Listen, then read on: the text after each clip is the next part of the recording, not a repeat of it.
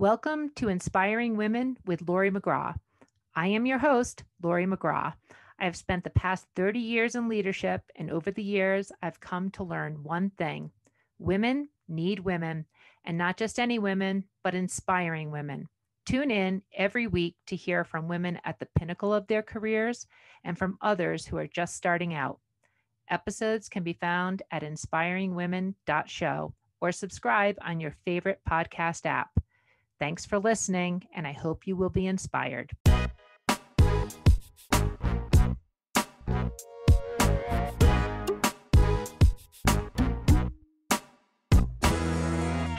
In today's episode of Inspiring Women, we are speaking with Dr. Renee Bovelle, and I am so excited about this. Dr. Bovelle is the owner and medical director of Envision Eye and Laser Center in Maryland, and she's a board-certified ophthalmologist who graduated from Wellesley, and there she studied African American Black Studies and Psychology. She did her medical school at UCLA, her residency at Yale.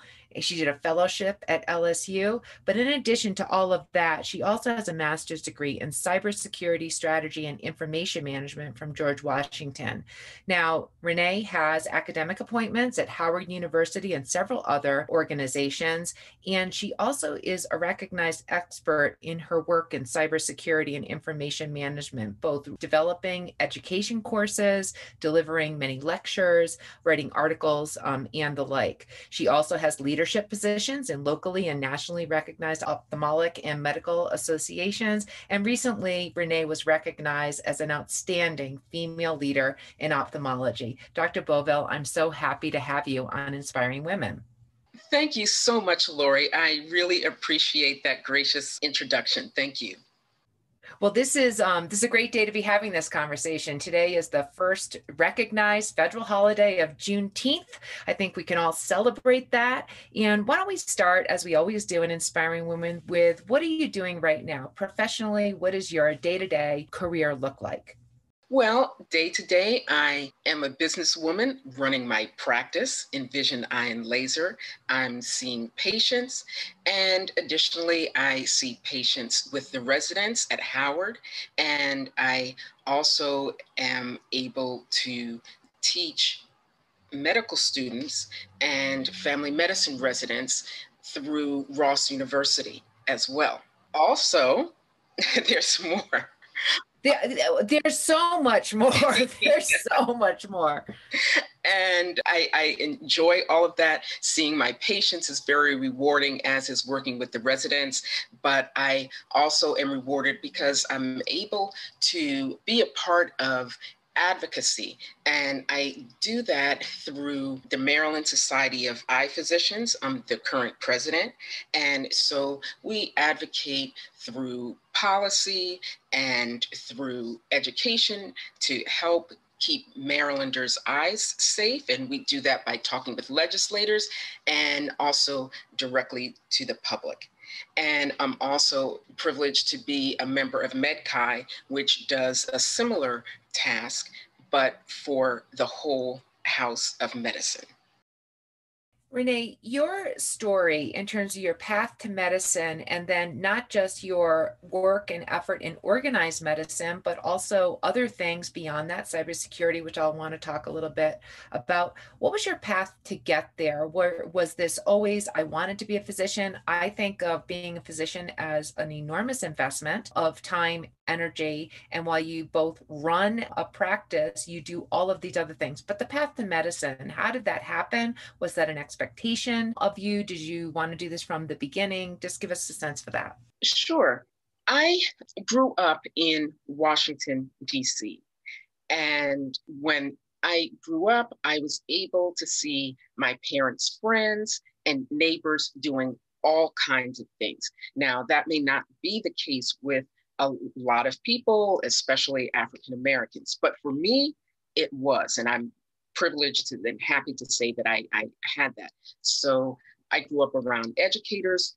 My father was a social scientist and a professor. I grew up among psychologists. My friends' parents were doctors and lawyers and the like. So it was always an expectation that I was going to go to college. And when we were growing up, people always said, what did you want to be when you grew up? Well, I was a child of TV, and I remember I used to like to watch the TV show That Girl. If anyone remembers that, I'm sure I'm dating myself. I remember that. With Marlo Thomas. Thomas, yep. And I loved that show. And then there was another show called Emergency. And with, I think his name was it Richard Mantooth, something like that. And I liked both of those shows. So when people would ask me, I either wanted to be that girl or I wanted to be a paramedic. And one day at a dinner party, I told somebody I wanted to be a paramedic. And she was a grandmotherly type, one of my parents' friends. And she says, you know, you can be a paramedic, which is great. But if you want, you can also be a doctor and do everything, do the most. And ever since after that, I wanted to be a doctor. And that was probably when I was around 6 or 7 years old.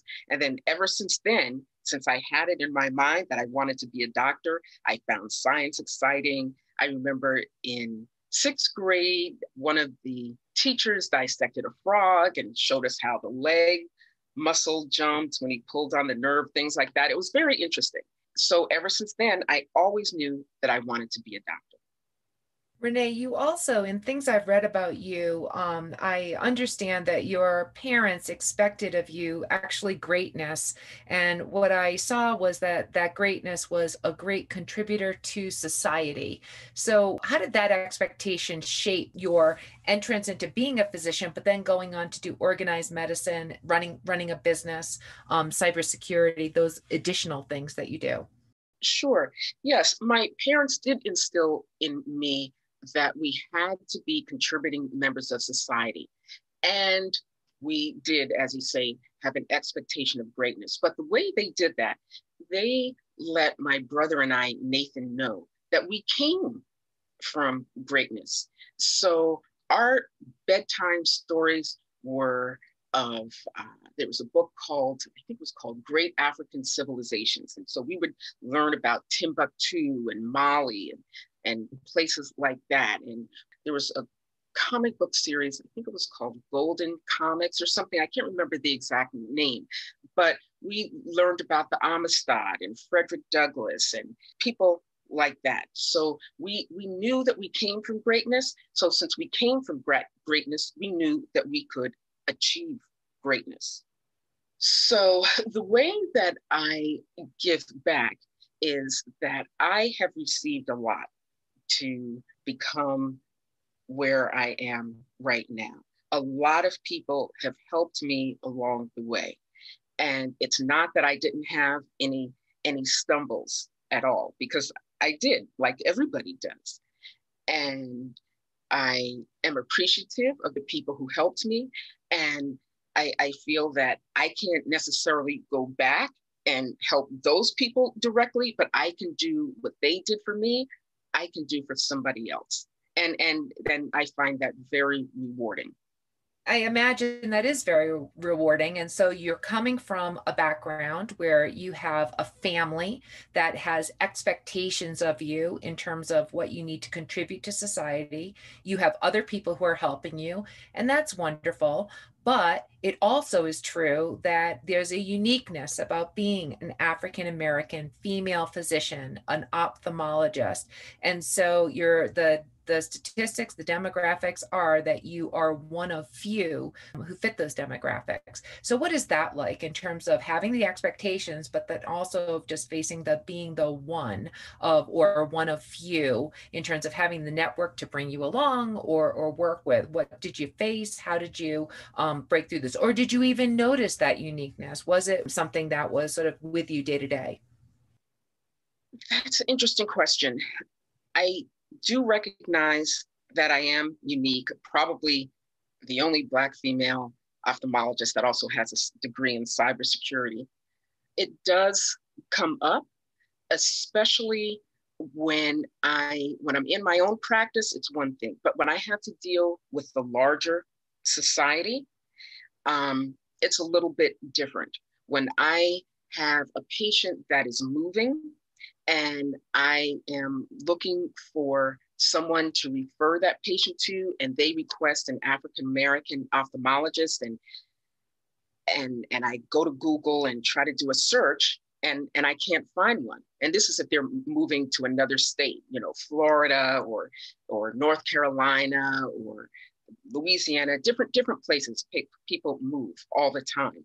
And then I realized, wow, living in the DC metro area and knowing pretty much being one or two people removed, probably from all of the African American ophthalmologists in the country, is daunting. When I speak to women, Renee, like you, who are just breaking new grounds, where you're one of few or one of one at the table, the only female at the table, kind of things. Sometimes I hear from women that they have different expectations of themselves. They have to be more prepared. They have to work harder. Do you have different expectations of yourself being in that unique position? No, I don't have different expectations. What I have learned and what I do have to keep telling myself is not to compare myself to anyone else. And I think that in some ways, social media is great. We're able to share experiences like what you're doing now, but on a lot of times on Facebook and all of the other social media outlets, everyone's life looks perfect. And even when you go to meetings, people say, oh, I'm doing this, I'm doing that. And that's false, because I also have to remind myself, everybody has some trials and tribulations along the way. And what I do when I get caught in what they call the imposter syndrome, or sometimes if I'm feeling less than, I kind of retreat into myself, and I talk to myself and I tell myself, okay, Renee, if I'm having a troubled day, I have a handful of people I can reach out to, and I know they have my best interest at heart, and I will talk to them, or I will sometimes talk to myself, and I will try to figure out how I'm going to get out of that situation. But I really try hard not to compare myself to another person, because another thing that my mom always told me, there are always going to be people who are doing better than you, and there are always going to be people that aren't doing as well as you. So you can always strive for the top, but don't compare yourself, because you never know what's going on in that person's life. So I tell myself those kind of things when I'm in a difficult time.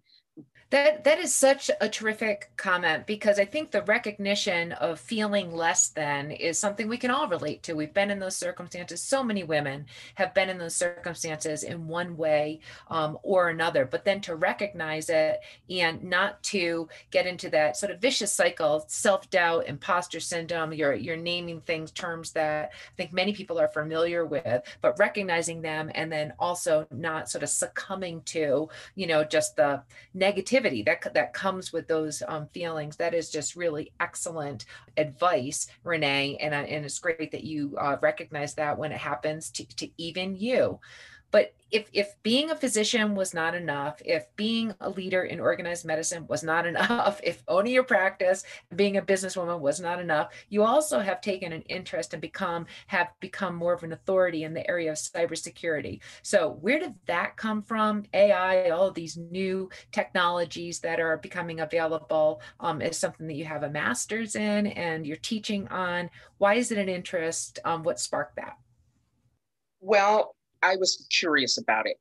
The reason why I was curious is because if your listeners may remember, some years ago with HIPAA, we were told we had to do risk assessments. We had to, these terms, compliance, risk assessments, and privacy, all of those terms kind of, to me, several years ago, were like a cure for insomnia. Okay.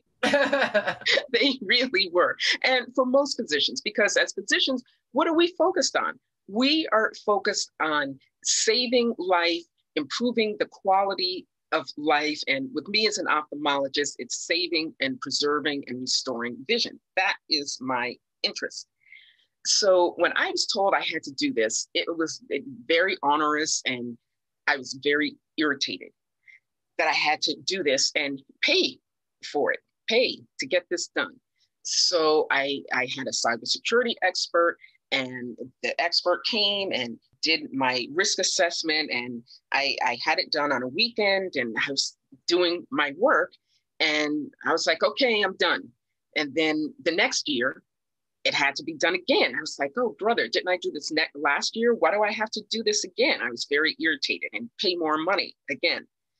So the expert asked if he could hack into my system. And I didn't even know at that time what that meant. I was like, what do you mean? He said, well, can I do this? I said, sure. So he was outside, and I was in my office, and he said, we were talking on the phone. He said, go to a website, any website. So I went to a website. Let's say it was CNN. I went to CNN, and he told me, okay, now you're on CNN. And then I was like, how does he know that? And then I went to another website. He says, oh, now you're on, I don't know, Sears. And then I said, well, let me try a website that has a password. And I tried that. And he said, okay, now you're on this website. And when I realized that anybody could do that and get access to my patient information, credit card information, things like that, that was alarming to me. And I wanted to learn more. I wanted to understand it. And then several years later, I was reading up on it. And then several years later, I decided to get a master's degree. Well, it's great that you did, because the issue is a large one. It's only becoming larger, and the level of just, threats and things like that, people do need to learn more about it. And generally speaking, the field of medicine is less prepared than they should be in this area. But Renee, as you're learning, so what I'm hearing is you get irritated, so you decide to become expert in that area and pursue a different degree. So that's kind of an interesting approach for dealing with irritation. How do you deal with the issue of burnout and balance? I mean, certainly in just, physicians as a workforce, burnout is a more significant issue. And people know this, particularly in this year of the pandemic. How do you deal with burnout? Because you're not just being a physician. That's right. Yes. And I do get burned out. And actually, I'll tell you and your listeners, I took this week off. I just said, this week I'm going to be off. And I'm glad, because I just needed a reset. I hadn't had a true extended time off since before the pandemic. And even though the pandemic, you can say we were closed for several months, and that was time off, it really wasn't time off for most physicians, especially the ones that own their own practice, because during that time we were working on how we were trying to keep the doors open. We were applying for PPP loans. We were trying to get the PPE to protect our staff and our patients. And we were trying to negotiate life in the midst of COVID. So that was not a vacation. And then when we started back, we had to renegotiate how our staff was going to interact with patients and figure all of that out. So sometimes I would say to your listeners, no matter what your field is, if you need to take time off, plan for it. Go to the point of exhaustion, and then you just have to stop. But sometimes you have to look ahead in your schedule. And if you look, 3-4 months ahead, and just plan for some time off days. And I'll tell you, the world will keep spinning. If you're not at work, the world will keep spinning, okay? And your world will keep spinning too. And I have to tell myself that too, because As a business owner, sometimes I think, what's going to happen to the patients? What happens if I'm not there? What's going to happen? That's going to be a slump, a little bit of slump in income and revenue during that week. Is everything going to be okay? Yes, everything will be okay. And sometimes I really do talk to myself and I have to tell myself that if I'm personally not okay, then the practice isn't going to be okay, and all the other things that I do are not going to be okay. So it's really important for us to take care of ourselves. And the next thing that I'm trying to get motivated to do is start exercising again. I stopped exercising during the pandemic because I had a personal trainer and I didn't want to be that close. So now it's summer and I got to get it together. We all have to get it together this summer. And Renee, your passion for the work that you do, but also giving yourself the permission to take that time off and do the reset is fantastic advice. There's so many things that you have your hands in, are leading on. I really appreciate this conversation. Renee, as we close out today's episode of Inspiring Women, what is some last advice you might want to give to listeners? I would like to tell listeners that it's important to find your passion, and people talk about that all the time. And the reason why is because when you have those burnout days, or when you're approaching that, that's what's going to keep you going, something that you're excited about. And one thing that you may want to consider is maybe not looking at social media all the time, but become a little bit introspective and think about what excites you. You don't want to think about what excites somebody else, and because that can confuse you. But if you think about what excites you and then go for that, that's important. The other thing that I think is equally important is to give back.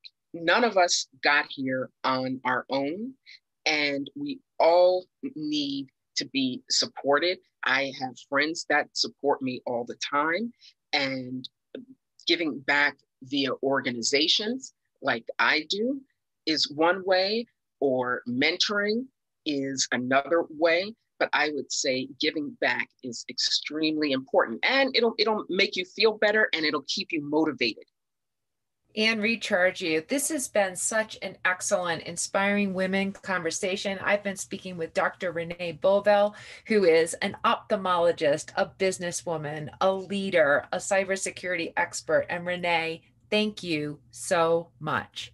My pleasure. This has been an episode of Inspiring Women with Laurie McGraw. Please subscribe, rate, and review. We are produced by Kate Cruz at Executive Podcast Solutions. More episodes can be found on inspiringwomen.show. I am Laurie McGraw, and thank you for listening.